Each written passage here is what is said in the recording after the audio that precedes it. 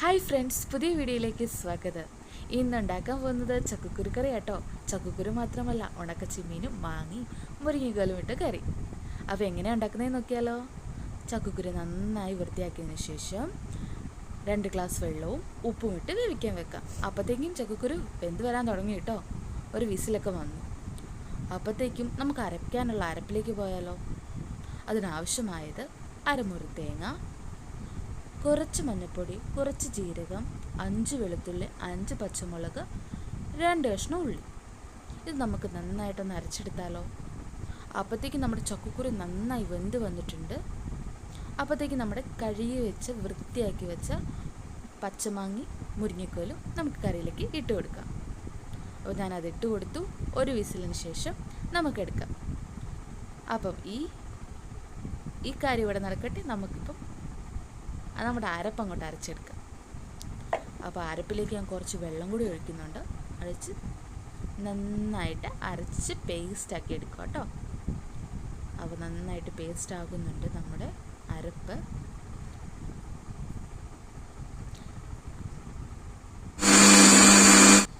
അപ്പം കഴിഞ്ഞു.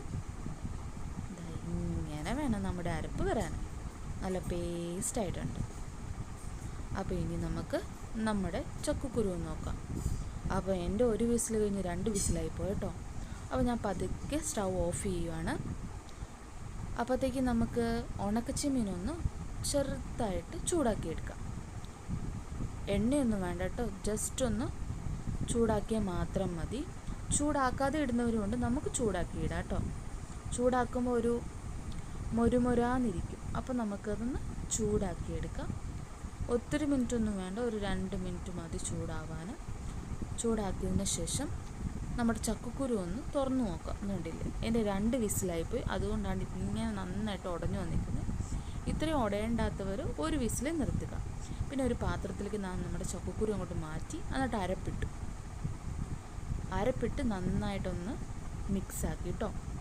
അപ്പം കുറച്ചൊക്കെ ഇതിലുള്ളപ്പോൾ ഞാൻ ശകലം വെള്ളം ഒഴിച്ച് വീണ്ടും അരപ്പങ്ങോട്ട് ഒഴിച്ചെടുത്തു. ഒന്ന് നന്നായിട്ട് ഇളക്കി ഉപ്പൊക്കെ ഇട്ട് കൊടുക്കുന്നുണ്ട് കേട്ടോ ഇതിൻ്റെ ഇടയ്ക്ക്. അപ്പോൾ ഉപ്പൊക്കെ ഇട്ട് കൊടുത്തു. ഇനി നമ്മുടെ ഉണക്കച്ചെമ്മീൻ അങ്ങോട്ട് തട്ടേണ്ട സമയമായി. അപ്പോൾ നമ്മുടെ ചൂടാക്കി വെച്ച ഉണക്കമീൻ ഇട്ട് കൊടുക്കുക കേട്ടോ. അപ്പോൾ കണ്ടില്ലേ, ഉണക്കച്ചെമ്മീൻ തന്നെ കറിയിലേക്ക് വീണപ്പം തന്നെ ഒരു പ്രത്യേക ഭംഗി കറിക്കകത്തേക്കായി. അപ്പോൾ നമുക്കൊന്ന് മിക്സ് ചെയ്തെടുക്കാം. ഇതിങ്ങനെ മുകളിലോട്ട് തന്നെ നിൽക്കുമല്ലോ, അപ്പോൾ നമുക്കൊന്ന് മിക്സ് ചെയ്തെടുക്കാം. അപ്പോൾ ഞാൻ നന്നായിട്ട് മിക്സ് ചെയ്ത് കൊടുത്തു.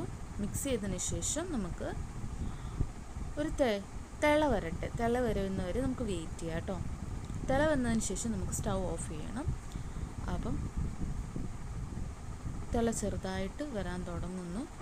ഞാൻ എപ്പോഴും ചട്ടിയിലാണ് ചക്കക്കുരു വെക്കുക. ചട്ടി വെക്കുമ്പോഴാണ് ചക്കക്കുരുവിന് ടേസ്റ്റ് വരുന്നത്. പക്ഷേ ഈ പ്രാവശ്യം മീൻ കറി വെച്ചതുകൊണ്ട് ചട്ടിക്കകത്ത് വെക്കാൻ പറ്റിയില്ല. അപ്പോൾ ഒരു ചെറിയ തിള വന്നു. അപ്പോൾ ഒന്ന് നന്നായിട്ട് തിളക്കട്ടെ. അപ്പോഴത്തേക്ക് നമ്മുടെ സ്റ്റൗ ഓഫ് ചെയ്യാം.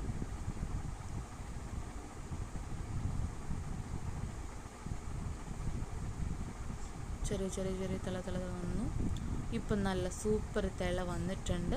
നല്ല മണമുണ്ട്. ചെമ്മീൻ്റെയും മാങ്ങയുടെയൊക്കെ നല്ല മണം. അപ്പോൾ സ്റ്റൗ ഓഫ് ചെയ്ത് ഇനി നമുക്ക് എണ്ണ ചൂടാക്കി കടുക് പൊട്ടിക്കാം കേട്ടോ. കടുക് പൊട്ടിച്ച് അതിലേക്ക്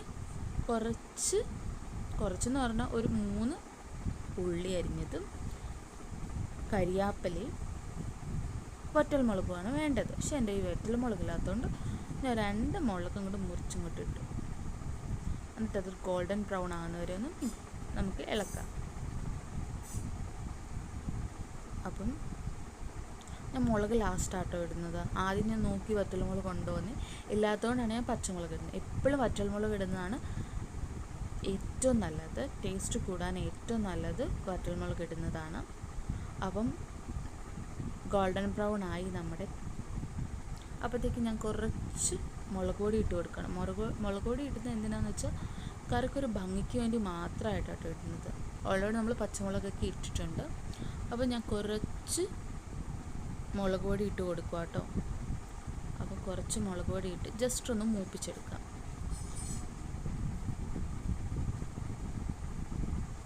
അപ്പം ഇട്ടു. തിളപ്പിച്ചു നമ്മുടെ കറിയിലേക്ക് ഇനി ഇടുക കേട്ടോ. അപ്പോൾ കണ്ടില്ലേ, കറിയിലേക്ക് വീഴുമ്പോൾ തന്നെ കറിയുടെ കളർ മാറുന്നത്. വളരെ ടേസ്റ്റി ആയിട്ടുള്ള കറിയാണ്. നിങ്ങൾ വീട്ടിൽ ട്രൈ ചെയ്യണം. അപ്പം കാണുമ്പോൾ തന്നെ നിങ്ങൾക്ക് മനസ്സിലാവും നമുക്ക് എന്ത് ഭംഗിയായിട്ട് നമ്മുടെ കറി ഇരിക്കുന്നതെന്ന്. മുളക് പൊടി ഇട്ടില്ലെങ്കിലും കുഴപ്പമില്ല, പക്ഷെ മുളക് പൊടി നമ്മൾ കാണാനൊരു ഭംഗിക്ക് വേണ്ടിയാണ് ഇടുന്നത്. ടേസ്റ്റും നല്ലതാണ്. അപ്പോൾ എല്ലാവരും ട്രൈ ചെയ്ത് നോക്കണം. ഇഷ്ടപ്പെട്ടാൽ ചാനൽ സബ്സ്ക്രൈബ് ചെയ്യണം, ലൈക്ക് ചെയ്യണം, ഷെയർ ചെയ്യണം.